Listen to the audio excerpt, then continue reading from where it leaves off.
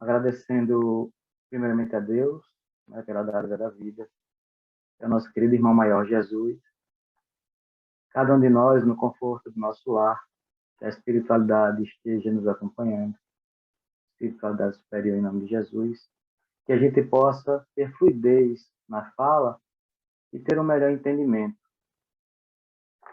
Hoje, a gente traz a temática, né, que é sobre caridade, que envolve o partilhar, o compartilhar, e a gente pôs lá que isso não era dividir.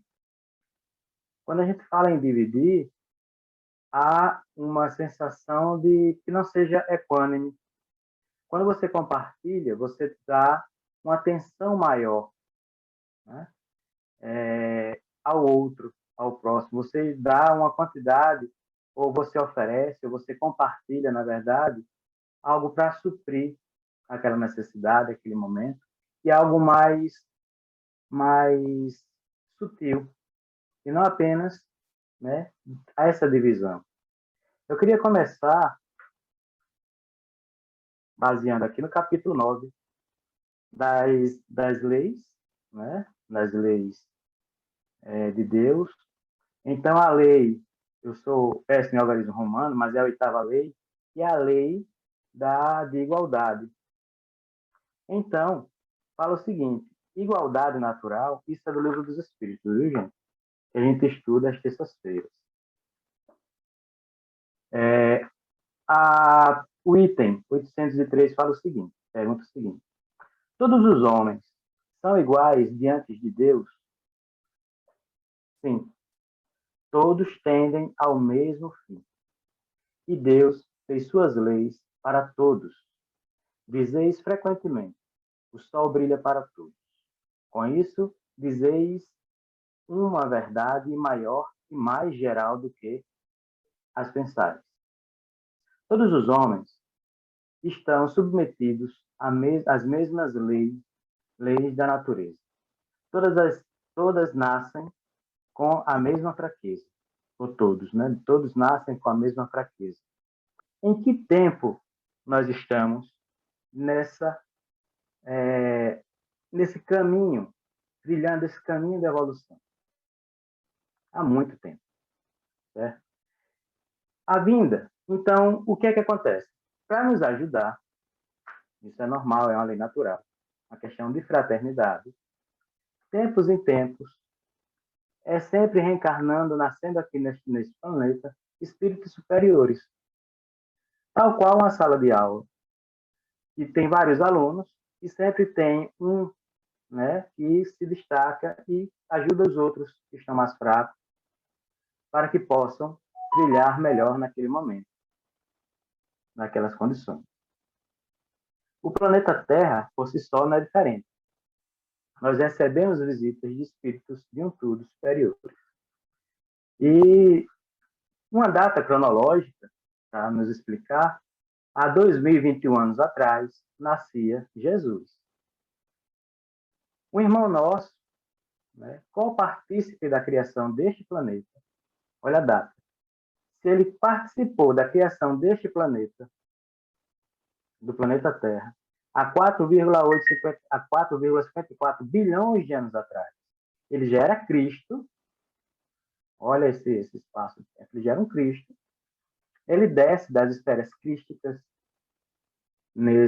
há 2.000 anos atrás, há 2021 anos atrás, para nos exemplificar o amor.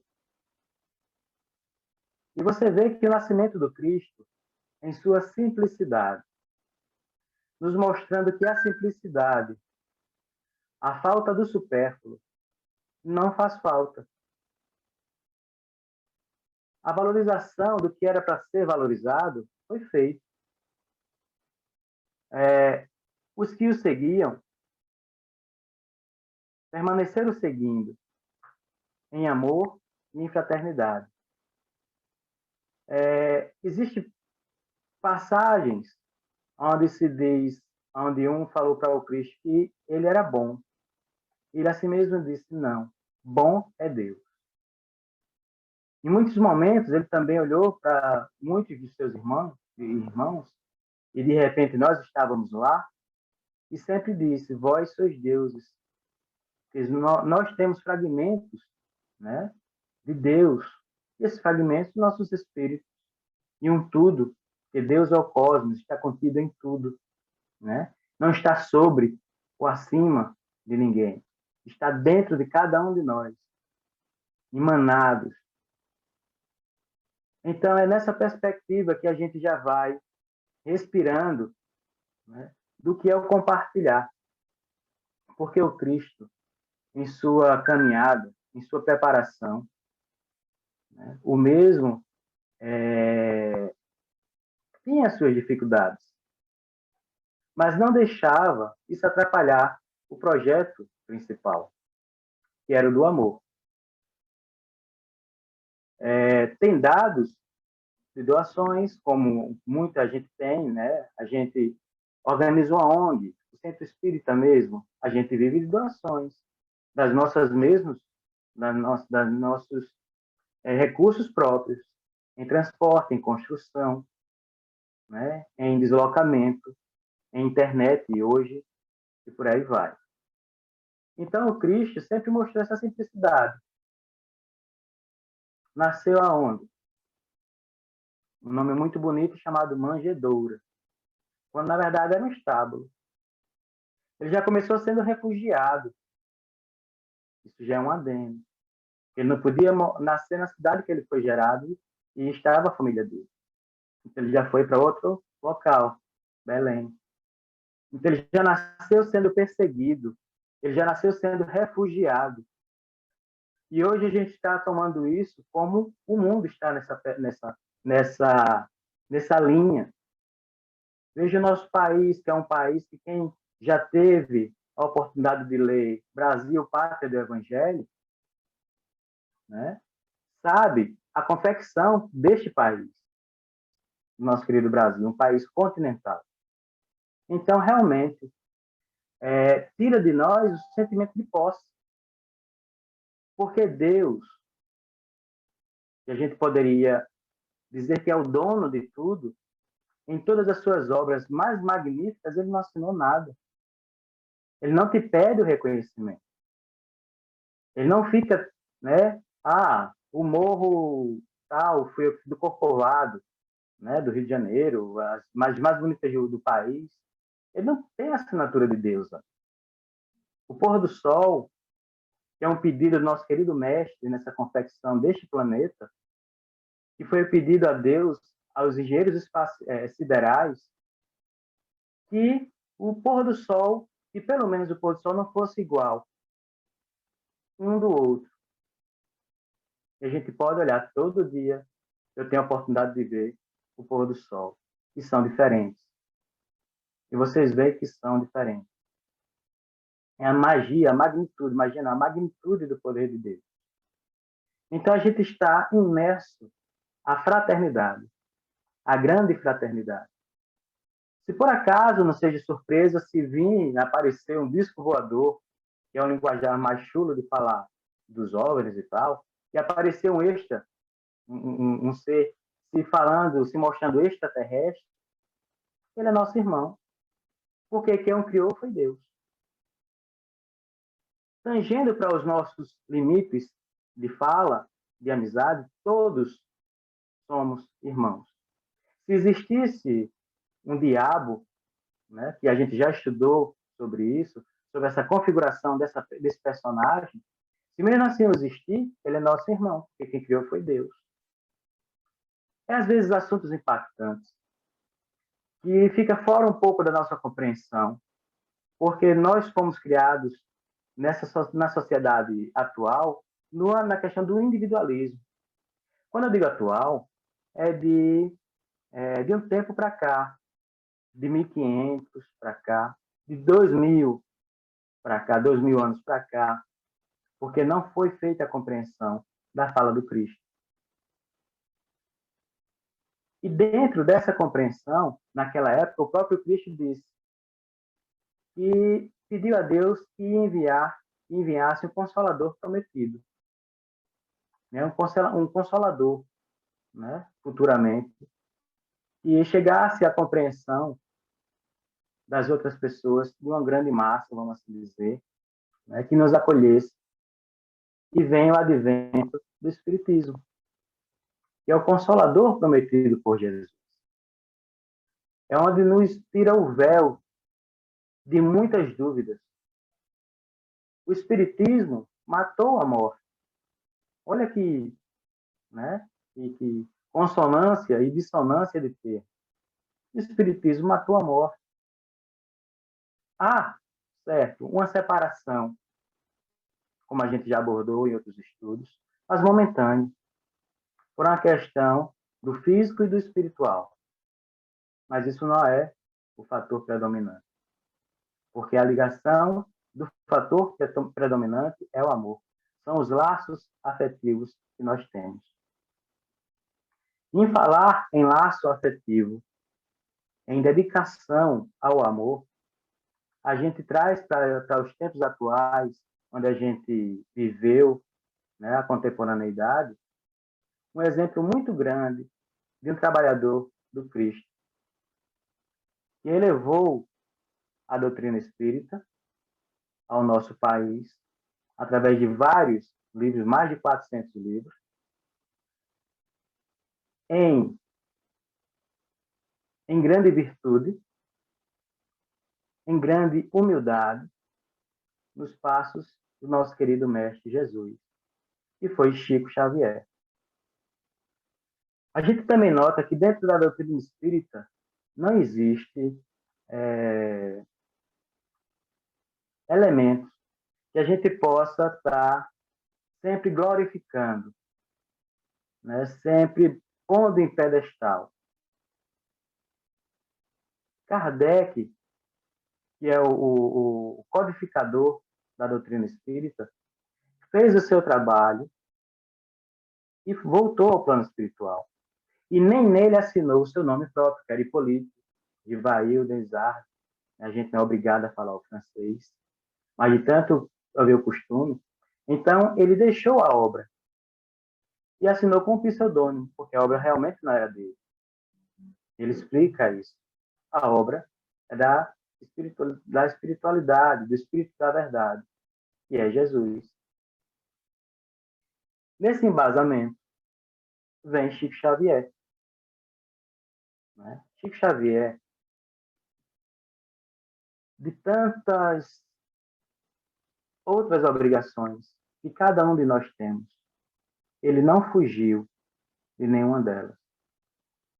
E se agarrou com as mais difíceis, que era o amor incondicional, espelhado ainda em Jesus.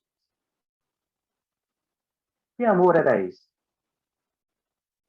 Que faz você trocar, vamos dizer assim, família, mas não desapegada mesmo. Porque sempre amparou cada um dos seus parentes, na medida do possível. E mais ainda, aqueles que ele nem conhecia.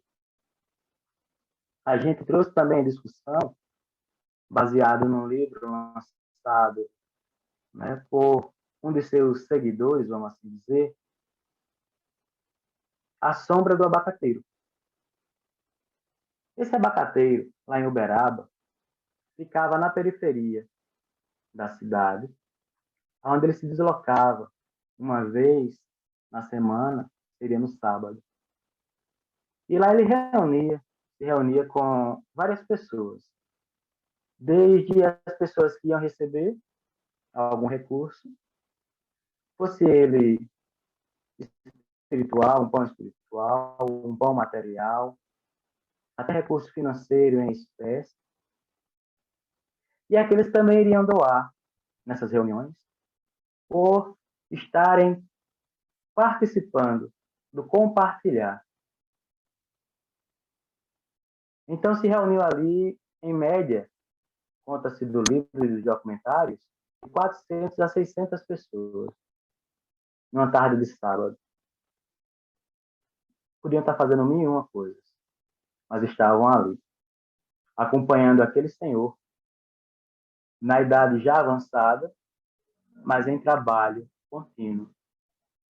Ele era o exemplo mais próximo que a gente tem de Jesus. Em fazer. E quando você vê o outro fazendo, lhe desarma. Você está aqui sentadinho e as pessoas estão trabalhando. Primeiro que nós somos espíritos, e espírito é energia. Energia, ela está sempre circulando. Ela não para. Mesmo a estática, ela está em movimento. Então, ao ver o outro fazer, é o maior exemplo. Então, ele deixa de ser, às vezes, patrão, para ser mestre, para ser líder, porque você acompanha. Eu vejo empresários aqui em Santana que começam de 7 às 10 da noite. E aí os seus funcionários ficam encabulados de não fazerem isso, porque o patrão está fazendo, imagine ele. E olha que é uma questão comercial. Avalie algo espiritual. Algo que você vê que o outro necessita.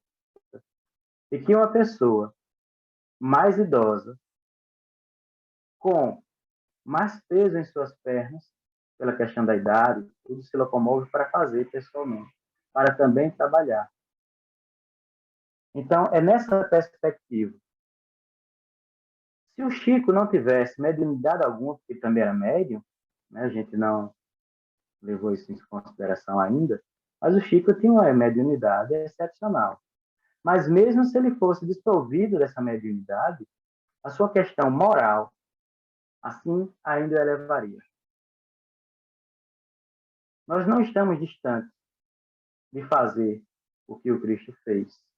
Basta a gente querer. Mas esse querer é muito difícil. A gente não está distante de fazer o que Chico Xavier fez. Basta a gente querer. Mas esse querer também é muito difícil. Eu falo por experiência própria. Né? Eu tenho que botar as minhas experiências em jogo, porque eu sou gente, vocês também são gente, e cada um que fique com a sua, com seu crivo, autocrivo moral.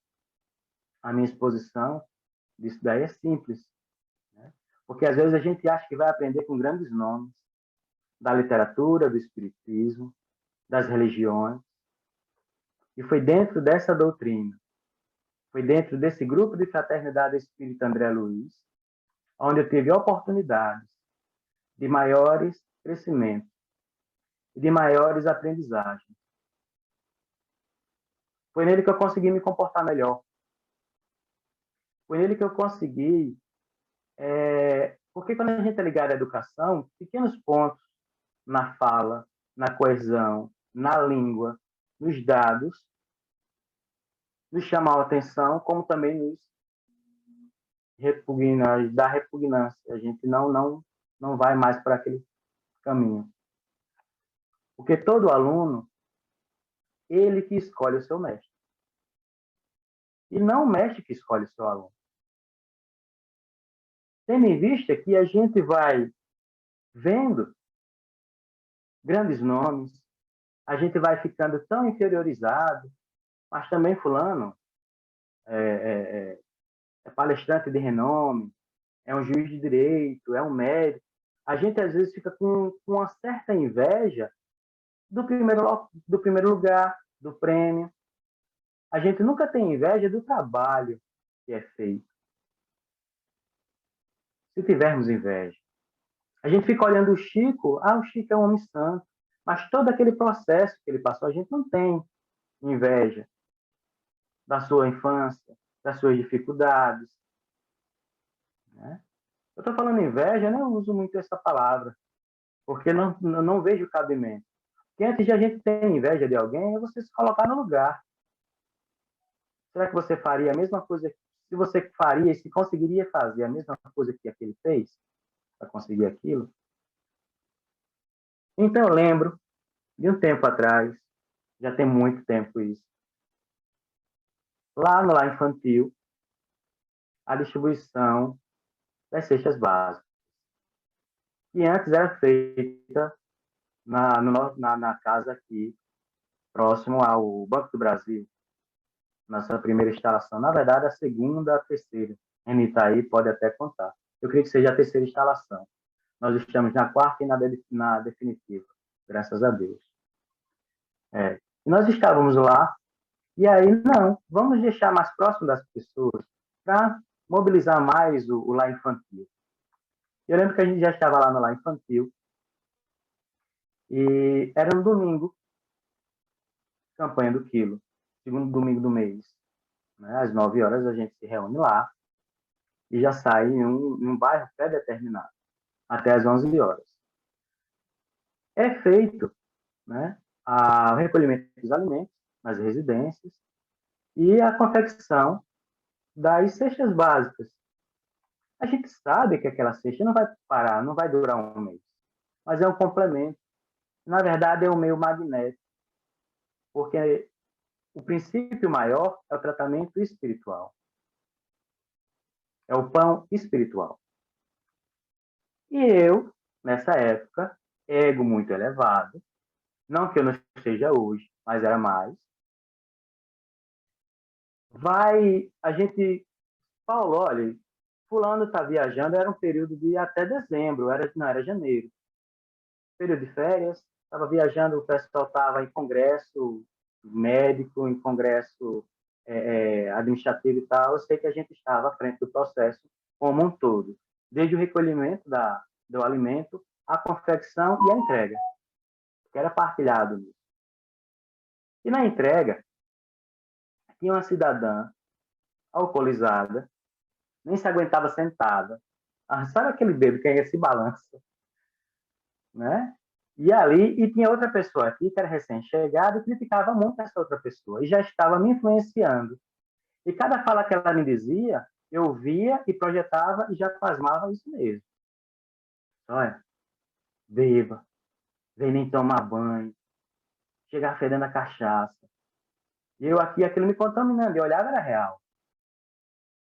E olha que eu já tinha passado por todo um processo, eu já tinha feito campanha do quilo e tal, a gente já tinha feito a prece. No final de tudo, a gente faz a explanação do evangelho, tudo direitinho, e ao final do processo todo mundo vai com sua cesta básica, vai embora. Na época o meu carro era um bug, eu ainda tenho meu bug. É um carro aberto. E para muitas pessoas não conseguem entrar só, porque no que entraram não sabe qual maneira de entrar no bug, ele não tem porta. E dessas pessoas, quem me sobra? Aquela senhora, bêbada, para levar para casa. Eu ligo para um colega e digo, fulano, é comum levar o pessoal ainda em casa? Ele disse, Paulo, isso nunca me ocorreu, não. Mas o que é que custa? Primeira rasteira no gordinho. Lá vai ele. Pego a senhora, toda suada ainda, realmente estava, alcoolizada, aquele aroma de álcool e tal. Eu a pego no braço, boto dentro do bug, pego a cesta básica dela, boto dentro do bug. Isso era 1h30 já, deste domingo. Subo lá a portagem do hospital. Era bem pobre ali, hoje ainda é, mas antes é mais ainda. Vocês têm a ideia, a rua dela não era sem saída, não tinha saída. Por quê? A saída já é uma ribanceira. Então eu vou, subo a LCA, é nessa rua, ainda, sabe? E eu enchendo de raiva. Eu posso falar porque sou eu. Essa vergonha é minha e eu carrego e eu preciso externar a vocês. Não com orgulho, não neste momento. Beleza, para o carro, ajudo a descer, mas ela grita. Fulano, ajuda aqui. Então vem algumas pessoas. O camarada pega a sacola. Essa sacola não entra na casa dela. Para na calçada. Na verdade, uma parte lá de cimento. Em frente, quase de frente à casa dela.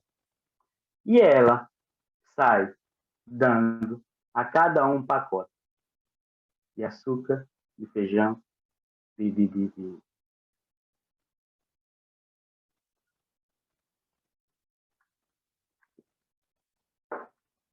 fuba. E ela diz, eu não disse a você, mulher, com a vizinha da frente. A vizinha da frente não tinha o que comer. Ela tinha metade de 1 quilo de arroz. E disse, olha, tá aqui. Vou dar meus pulos, vou ver se eu arrumo. Eu sabia que hoje ia ter a campanha. Eu disse a você que ia trazer mais comida. E por incrível que pareça, eu não lembro o que foi que ela botou para dentro de casa, não. Aí você acha que a gente aprende com os grandes exemplos da humanidade só? Você só deve aprender com os mestres conceituados, com seus diplomas na parede? Ou com uma velha cachaceira, vamos assim dizer, né? No linguajar chulo, e você tão bem conceituado, será que você é tão pampa que você não consegue aprender? Então, foi exemplo para mim para o resto da minha vida. Eu não me orgulho dessa passagem de jeito nenhum, mas eu sei olhar hoje aquele que pede na rua, porque cada um tem uma maneira de te ensinar alguma coisa. E é uma oportunidade de você praticar a caridade. Porque a caridade não é você dar o supérfluo, o que tem duplicado em sua casa. A caridade é você dar aquilo que até para você vai te fazer falta, mas que você enxerga no outro uma necessidade maior. Quantas outras pessoas têm condições piores que as nossas e não pensam em tirar sua própria vida? Eu posso citar uma pessoa pública, desculpe se tiver algum familiar, mas o Valdo. Você não conhece o Valdo? Aquele velhinho de bengala? Valdo, ele vai lá, né? Tem uma certa deficiência mental, óbvio, mas o Valdo nunca pensou em tirar a própria vida. O Valdo usa máscara. O Valdo usa máscara. E muitas pessoas não querem usar máscara. O Valdo não se joga na frente dos carros. Espera uma eternidade para atravessar. Vocês sabem a idade dele? Nem eu sei. Mas é antigo personagem de Santana. E às vezes a gente nasce num lar tão acolhedor. Não tem falta de nada. Tem um lar, tem um ar-condicionado, tem um carro, tem um transporte, tem um bom estudo, papai e mamãe, seu próprio quarto, sua própria cama. E vez ou outra pensa em ter a sua própria vida. Explicações são várias. Respostas também são várias. Mas é necessário que a gente possa se comparar com essas pessoas que a gente acha que não têm um crédito na sociedade. Porque o próprio Cristo disse que os humilhados serão exaltados. Aí tu já pensou se a gente, com toda a base curricular, seus diplomas formais, seu orgulho lá em cima, na espiritualidade, quem vai te atender? As pessoas que você mais desprezavam, por não enxergar o além. Não enxergar esse além é que aquele é teu irmão. Porque nós somos filhos de Deus. Se a gente não está naquela condição, a gente já pode ter estado. E se a gente não está, a gente pode também voltar naquela condição. Mas sempre agradecer a Deus pela dádiva da vida. Sempre. O outro é o nosso exemplo, a que se pode ter como exemplo. Ah, se eu estou vendo o mal naquele outro, é porque aquele mal também existe em mim. Eu reconheço a questão de vibração. Né? É um espelho. Não sei a questão da hora. Estamos em tempo, né? Então, para a gente entender, nós pertencemos a um grande todo universal. Não existe ninguém melhor do que ninguém. As divisões, sejam elas políticas, religiosas, não são divisões, são segregações. É mais e é muito pior do que divisão. Sociedade dividida, tudo bem, Será que é isso mesmo que tem que acontecer?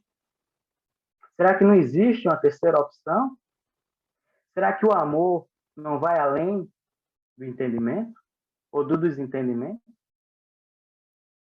Então, o Cristo, em suas provações, porque ele esteve aqui, ele passou por provações. A gente viu algumas coisas sobre provas e expiações. Passou por muitas provas o Cristo. Será que a gente conseguiria passar por uma prova que ele passou? Você acha que o Cristo já nasceu perfeito? Já nasceu um Cristo? Será que Chico Xavier já nasceu Chico Xavier? Claro que passaram por processos penosos, mas passaram com sucesso. E são exemplos para a gente seguir também. O Cristo é um ser crístico. Quando a Terra foi criada, ele já era Cristo, eu volto a dizer. Ah, mas elevam o Cristo a uma chance tão grande como se ele fosse Deus. Ele disse que ele e o Pai eram um só. Mas ele é filho de Deus, tal como a gente. Ele também disse isso. Imitemos o Cristo. É importantíssimo isso. Ah, perdoar de Deus? Não. Deus não perdoa ninguém. Porque Deus não é atingido por ninguém. Ele não precisa perdoar seu ninguém. Agora, eu preciso perdoar o próximo. Eu preciso perdoar o outro. Porque se eu não o perdoo, eu não me perdoo. Né? Isso a gente vai abrir temas para várias outras. Porque se eu não me perdoo, eu pego aquele drama do outro, aquele mal que eu projetei ao outro, ele vem para mim. E eu venho com essa expiação a viver e conviver. Então, o que eu quero para a gente findar, não tomar tanto tempo, mas ser mais coeso ao invés de prolixo, é que a fala que hoje foi o despertar desde ontem, que o próprio Cristo disse que nós somos o sal da terra. O Cristo, o minto, Chico Xavier, uma vez falando sobre o autismo, ele falou o seguinte, ele não fala sobre autismo, mas eu pensei essa parte da seguinte parte, que nós precisamos de algo para permanecer aqui. Quando você não tem nada a se apegar no mundo material, você não quer ficar ali. Eu, na minha linha pedagógica, quando eu vejo uma criança em meio de adultos, essa criança está deslocada. Ela não quer ficar ali. Pode ser a vovó dele, o vovô dele é ótimo essa companhia, mas ele não quer ficar ali, porque criança quer ficar com criança, brincando. Então, se uma coisa tão simples como essa não faz com que a criança queira ficar ali, somos nós, que às vezes não temos apego à vida. O Chico disse quantas vezes eu não queria sair pela janela. Mas ele disse, o que me segura aqui são os meus animais, os meus bichinhos, os meus gatos, o meu cachorrinho. Claro que não era só isso. As outras pessoas que estavam ali, que ele via e se sentia no lugar do outro. Então, sejamos nós, fiquemos para a gente esses exemplos da caridade, da fraternidade, de poder fazer sempre um pouco mais ao outro. Porque nós somos seres únicos e originais. Não vai existir outro Paulo. Pode existir um mais bonito, mais feio, mais inteligente, menos inteligente, o que for, mas nunca igual. Cada um de vocês são seres espirituais, filhos de Deus e originais. Estamos sendo lapidados todos os dias para que esse carvão bruto possa se transformar em diamantes refratores da luz de Deus.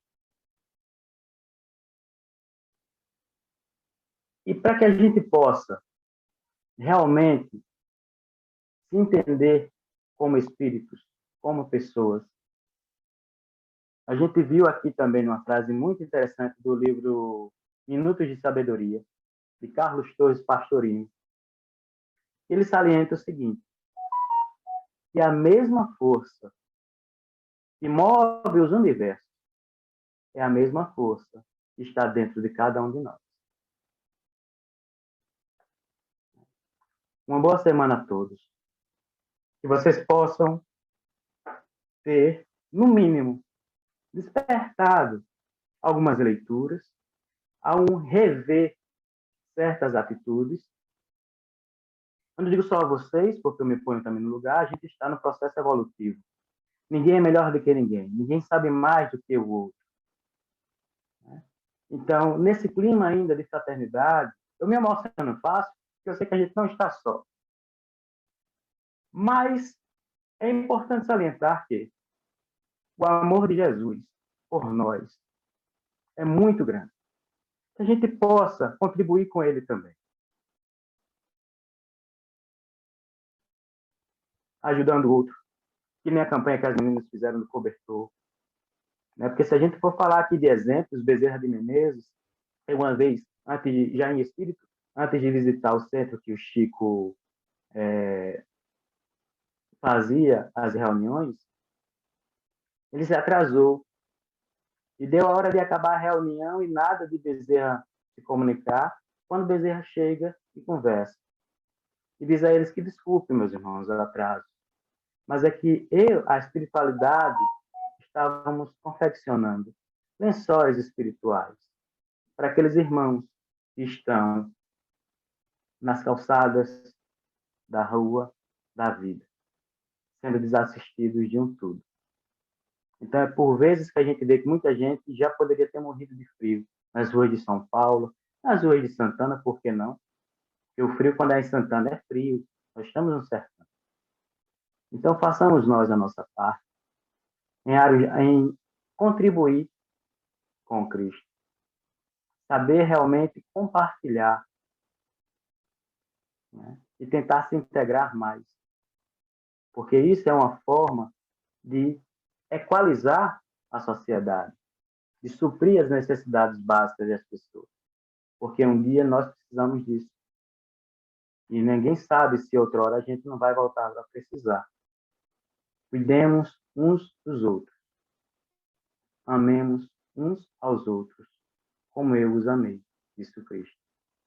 Uma boa noite a todos.